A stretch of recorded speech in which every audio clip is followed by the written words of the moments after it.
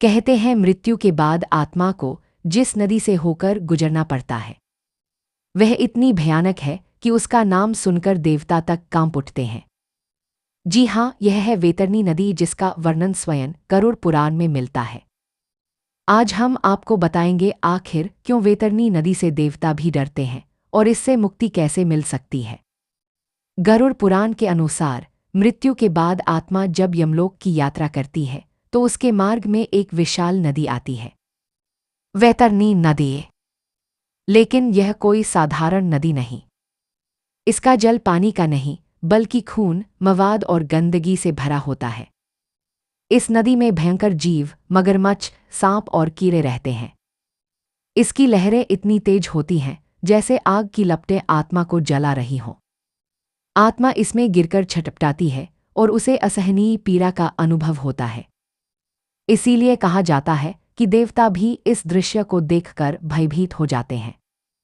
गरुड़ पुराण स्पष्ट कहता है, जिसने जीवन भर पाप किए हों, माता पिता, गुरु और धर्म का अपमान किया हो, जिसने छल, चोरी और अधर्म किया हो, ऐसी आत्माएं वैतरणी नदी में गिरती हैं और वर्षों तक यातना झेलती हैं। लेकिन धर्मशास्त्र उपाय भी बताते हैं। यदि कोई मनुष्य जीवन में सत्य, दान, धर्म और भक्ति करता है तो वैतरणी उसके लिए सहज हो जाती है। विशेष रूप से गाय को जल अर्पित करना और दान देना वैतरणी को पार करने का साधन माना गया है। जो व्यक्ति ईश्वर का नाम जपते हैं और पुण्यकर्म करते हैं, उन्हें यह नदी हल्की सी धारा की तरह प्रतीत होती है। वास्तव में वैतरणी नदी हमारे पाप और अधर्म का प्रतीक है। जितना अधर्म करेंगे उतनी ही भयानक यह नदी बनेगी, और यदि धर्म करेंगे तो यह नदी सहज मार्ग में बदल जाएगी।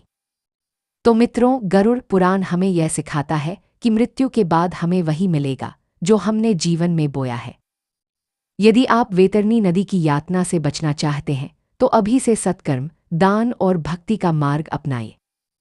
अगर आपको यह रहस्य जानकर अच्छा लगा तो वीडियो को लाइक करें, चैनल को सब्सक्राइब करें और कमेंट में लिखें जय श्री विष्णु।